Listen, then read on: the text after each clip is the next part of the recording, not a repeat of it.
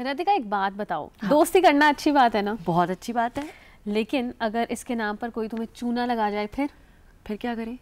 तो इस तरह का ना एक साइबर फ्रॉड आजकल बहुत ज़्यादा हो रहा है, जिसमें कोई व्यक्ति ऑनलाइन आपसे दोस्ती करता है और जब दोस्ती अच्छी हो जाती है ना तो फिर वो कहता है कि मैं विदेश से ना तुम्हारे लिए कुछ तोहफे भेज रहा हूँ, और फिर वो तोहफे तो क्या भेजने हैं तो ऐसा करके वो आपका विश्वास जीतने की कोशिश करता है और वो उन तोहफों की तस्वीर भी भेजता है। आपको लगता है कि हाँ बात तो बिल्कुल पक्की है, हाँ, और तुम्हें पता है ये सब होने के बाद आपको ये कहा जाता है कि जो आपका तोहफा है ना वो कोरियर कर दिया गया है, और कुछ वक्त के बाद आपको कोरियर पार्टनर से फ़ोन आता है कि आप कोरियर के पैसे दे दीजिए।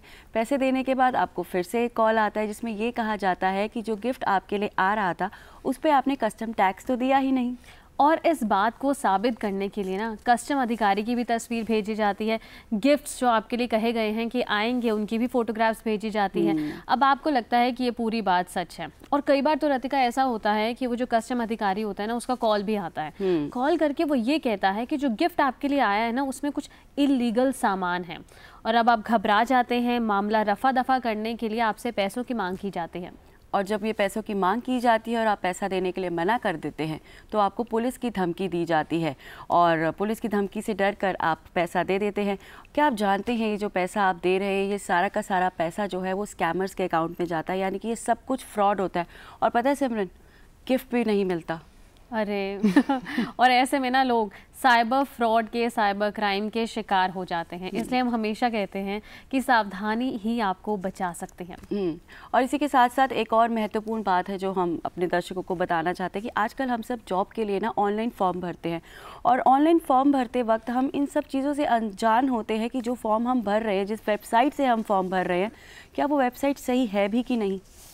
इसलिए हमें इस वेबसाइट की जो ऑथेंटिसिटी है वो ज़रूर चेक कर लेनी चाहिए। एक बार जो सरकारी वेबसाइट्स हैं उनसे ज़रूर वेरीफाई कर लीजिए। और दर्शकों, हम हमेशा आपको कहते हैं कि यदि आप किसी भी तरह के फाइनेंशियल फ्रॉड के शिकार हो गए हैं, किसी साइबर क्राइम के शिकार हो गए हैं, तो तुरंत इस हेल्पलाइन नंबर पर कॉल कीजिए। 1930 गृह मंत्रालय द्वारा जारी की गई ये हेल्पलाइन नंबर है, और इसके अलावा आप ऑनलाइन कंप्लेंट भी दर्ज करा सकते हैं।